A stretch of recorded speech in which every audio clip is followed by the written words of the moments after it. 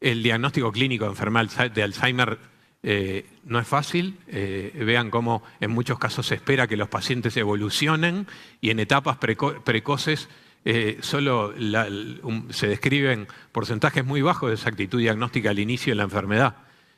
Muchas veces entonces es necesario esperar a que los pacientes vayan evolucionando para que la exactitud diagnóstica vaya aumentando, lo cual no es fácil.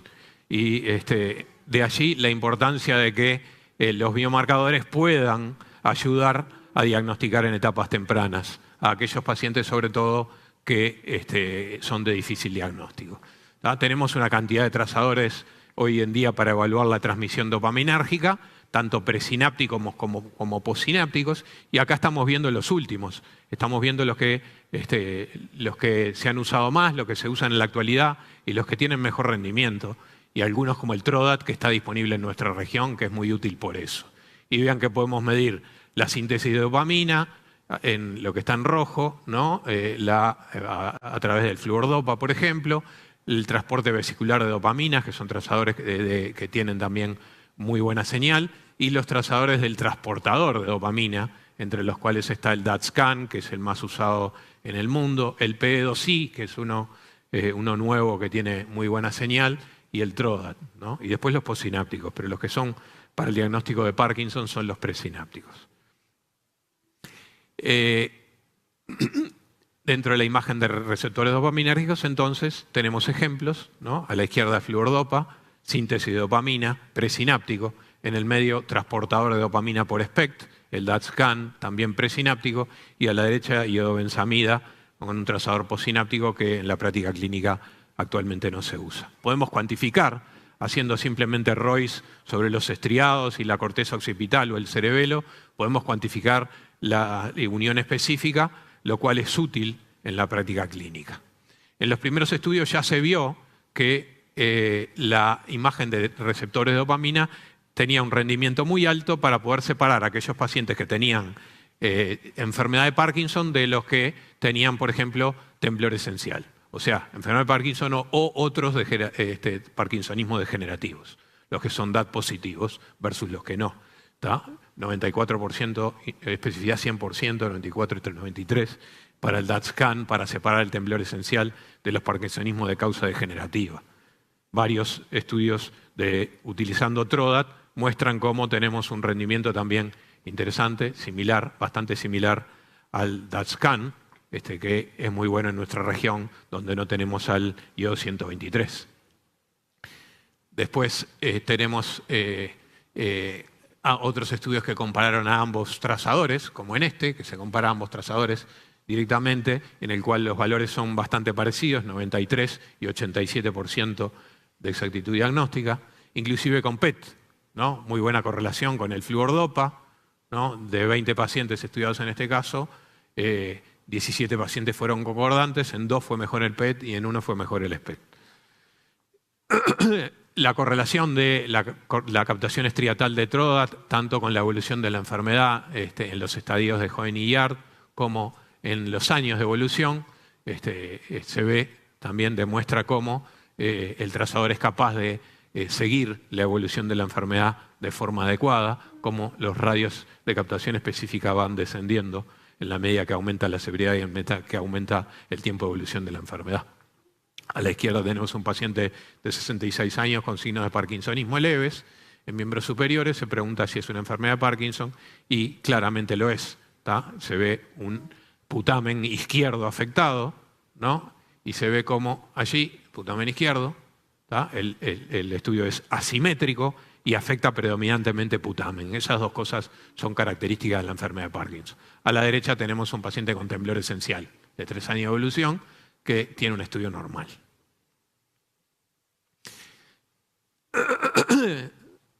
Otro tipo de parkinsonismos, como el vascular, también pueden ser diagnosticados a través de la imagen. Vean aquí cómo el aspecto de la imagen es relativamente normal, pero los índices de captación son difusamente bajos. Es una característica del parkinsonismo vascular.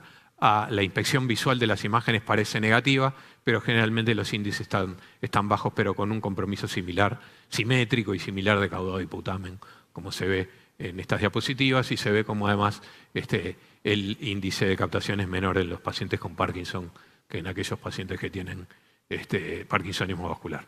Lo mismo el parkinsonismo farmacológico, que puede descartarse también a través de esta imagen. Son pacientes que a veces presentan dificultades diagnósticas y se ve como el parkinsonismo inducido por drogas, que está a la izquierda, versus el Parkinson, aquellos pacientes que estaban bajo tratamiento pero desarrollaron Parkinson igual después de suspender la medicación, o pacientes directamente con Parkinson no medicados, el rendimiento diagnóstico para separarlos es alto. En resumen, entonces, la imagen del transportador de dopamina o de los presinápticos en general, el que más se usa es el transportador de dopamina, nos permite separar a los parkinsonismos degenerativos, como la enfermedad de Parkinson, la parálisis supranuclear progresiva, la atrofia multisistémica y la degeneración corticobasal, de aquellos pacientes que se presentan con síntomas parkinsonianos pero no tienen déficit presináptico, que tienen el estudio normal, temblor esencial, farmacológicos, psicogénicos, vasculares, etc. En un momento inicial se pensó en utilizar una doble estrategia para separar a la enfermedad de Parkinson de los parkinsonismos atípicos. ¿Tá? ¿Y cuál era? Bueno, se basaba en que la degeneración postsináptica estaba presente en los parkinsonismos atípicos, pero no en el Parkinson. Es decir, que el trazador presináptico estaba afectado, pero el postsináptico estaba preservado en el Parkinson. E inclusive compensando, por lo cual la captación estatal del postsináptico podría ser hasta más alta que la normal.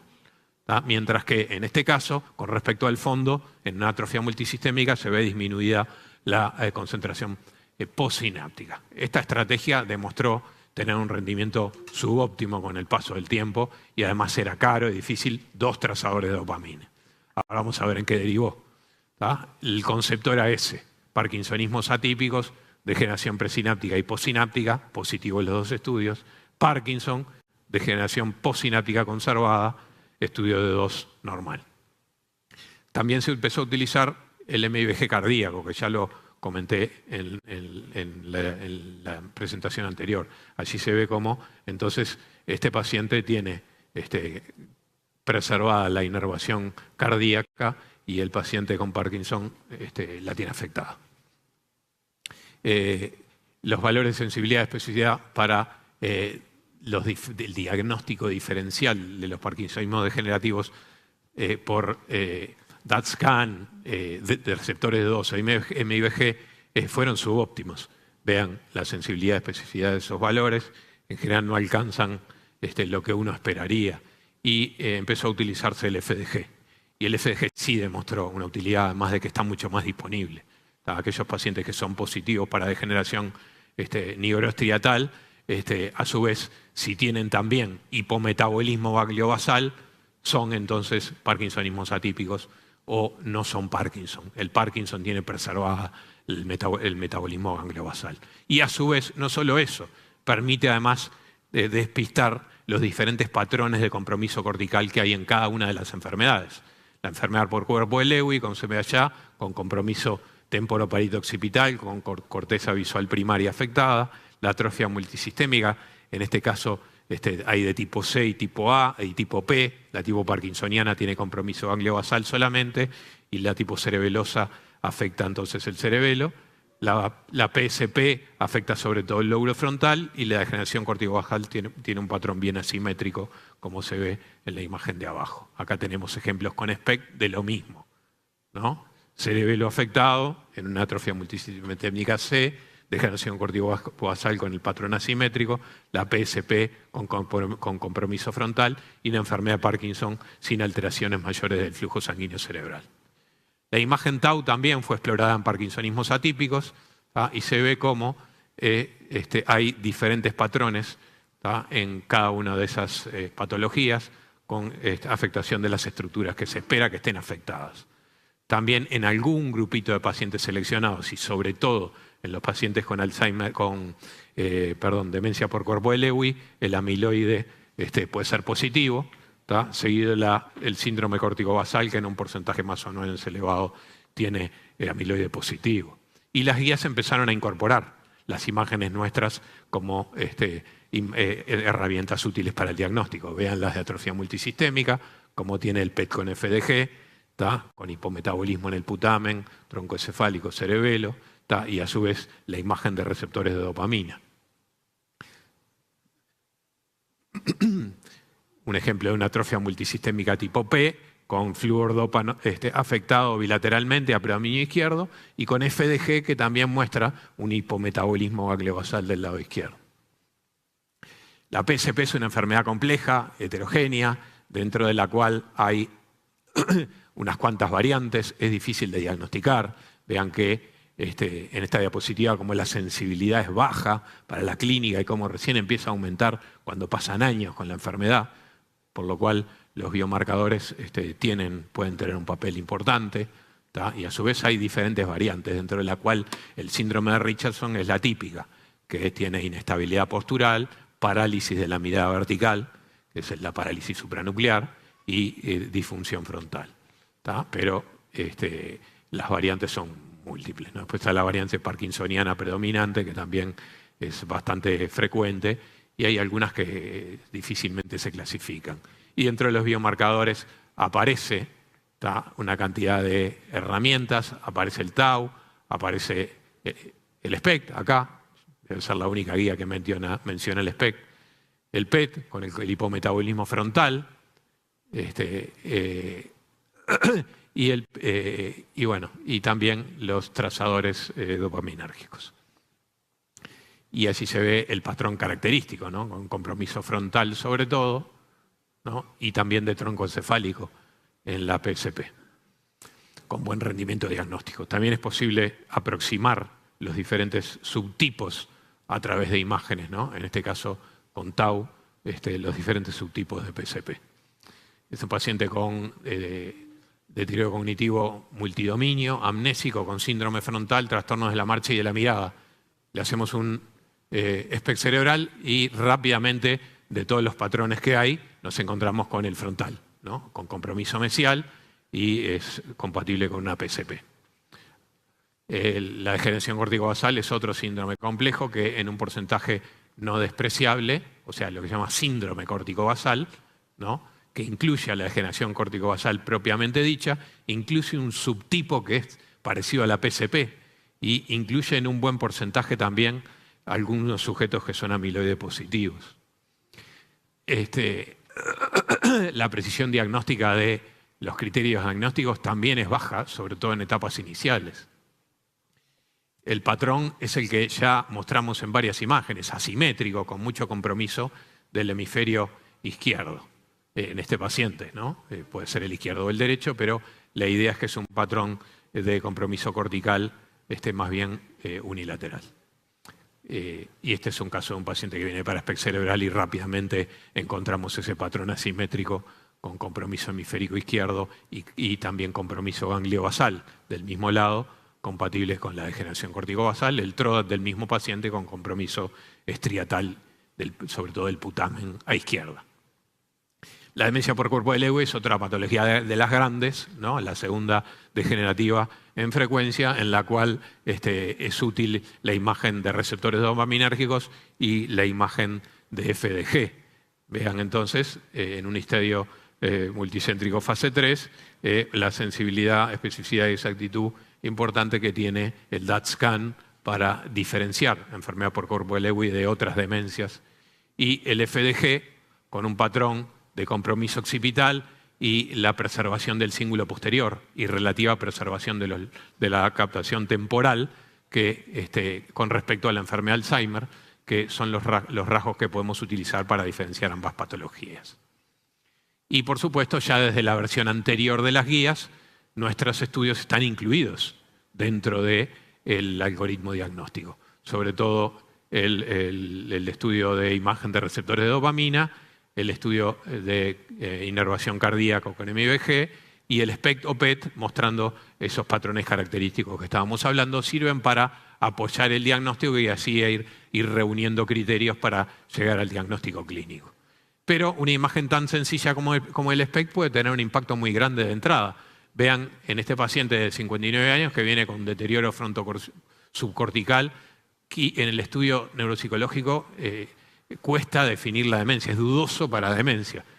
Lo cual puede hablar de que hay fluctuaciones en el deterioro cognitivo del paciente. Y tiene un patrón similar, ¿no? Muy acentuado, pero que afecta mucho la corteza occipital y que alcanza la corteza occipital primaria. Y tiene los lóbulos temporales demasiado preservados para toda la severidad que tiene en la corteza posterior. Entonces, este paciente tiene un patrón característico de demencia por cuerpo de Lewy. Terminando, ya cerca del final, hay otros trazadores que han surgido en la actualidad. Este es un trazador que se desarrolló lo desarrollaron en Chile y nosotros participamos de los estudios en pacientes. El doctor Damián está llevando a cabo su doctorado en parte con este trazador y vean cómo permite hasta definir la sustancia negra, ¿no? Vean cómo se ve la sustancia negra y cómo los cambios en la sustancia negra en el Parkinson y los atípicos se diferencian claramente de la captación específica en los sujetos normales, ¿no? Los índices de captación para estos estudios son altísimos. Estamos hablando de índices de captación de alrededor de 1 para un normal o 1 y poco en un normal con Trodat, de 2 o 3 para un normal con DaTscan o con Fluordopa, y están en 20. Índice de captación de 20, de captación específica. A través de estas herramientas es posible, del DaTscan, es posible identificar a aquellos pacientes en riesgo de desarrollar la enfermedad que finalmente la van a desarrollar. Ahí tenemos el ejemplo del trastorno comportamental del sueño REM, en el cual aquellos pacientes portadores de este trastorno que después desarrollaron la enfermedad eran los que tenían más reducida al inicio del estudio la captación en los estriados y a su vez los que más declinaron posteriormente. Es decir, que es una herramienta que puede ayudar a encontrar esos pacientes en etapa preclínica y eventualmente ensayar tratamientos. Y hablando de eso, bueno, las primeras imágenes de un trazador para PET de alfa-sinucleína que se han publicado recientemente, ¿no? 2022, muestran una atrofia multisistémica versus un control, la captación en este caso, sobre todo en sustancia blanca en cerebelo, ¿no? Característico en una atrofia multisistémica tipo C versus un control normal. Esto está recién arrancando, ¿no? Pero hay otros marcadores que ya están mucho más pesados, como el ensayo de amplificación de semillas de alfa-sinucleína. Y terminando, vean lo que está pasando, ¿no? Esto es 2024. ¿Tá? En la misma edición de febrero de Lancet Neurology, 2 propuestas de clasificación de la enfermedad de Alzheimer basadas en criterios biológicos exclusivamente, lo cual también empezó a generar revuelo. Y lo mismo que para la enfermedad de Alzheimer, ¿no? Alfa-sinucleína primero, degeneración dopaminérgica después, signos clínicos y trastorno funcional leve, moderado, severo, todavía después. Y la posibilidad de intervenir en etapas precoces a través de los biomarcadores que detecten enfermedad subclínica. ¿Cuál es el tema? Bueno, el tema es que por ahora no hay un tratamiento que logre modificar la enfermedad como empezó a pasar con el Alzheimer. Cuando pase esto para el Parkinson, se viene toda la oleada de nuevo. ¿Tá? La terapia contra la anti-alfa-sinucleína por ahora no ha dado resultados, entonces no hay identificados todavía tratamientos específicos, pero se va a generar la necesidad de todo este algoritmo diagnóstico apenas empiecen a aparecer. ¿Tá? Acá tenemos como clasificaciones similares, ¿no? La S de sinucleína positivo, la N de neurodegeneración positivo y los marcadores, dentro de los cuales estamos con todo, ¿no? Además de la resonancia y además del ensayo de amplificación de semillas de alfa-sinucleína, por todos lados está el PET o el SPECT de receptores dopaminérgicos. Para terminar como resumen, entonces utilizamos el DAT o la fluordopa, dopamina presináptica, para diferenciar enfermedad de Parkinson de temblor esencial, para diferenciar enfermedades por parkinsonismos no degenerativos de la enfermedad de Parkinson, para el diagnóstico precoz de la enfermedad de Parkinson, y utilizamos un dopaminérgico asociado al FDG, o si no tenemos, al SPECT con SD, para diferenciar la EA de demencia por cuerpo de Lewy, para diferenciar entre sí los parkinsonismos atípicos. Y después, bueno, en casos muy seleccionados puede ser útil la imagen del amiloide, la imagen tau es potencialmente útil, pero todavía hay poca información. El PET con alfa-sinucleína está en desarrollo. Las nuevas recomendaciones empiezan a basarse fuerte en los biomarcadores, por más que todavía se discute, y en el desarrollo de nuevos fármacos vamos a tener un papel importante como lo estamos teniendo en el Alzheimer. Bueno, les pido disculpas porque se extendió mucho todo esto. Espero que les haya sido útil. Son temas muy grandes. Intenté sacar diapositivas por todos lados y no lo logré. Así que esto fue lo que me quedó. Y bueno, ahí estábamos viendo unas imágenes del Hospital de Clínicas y del CUDIM con algunos atardeceres que les saqué fotos.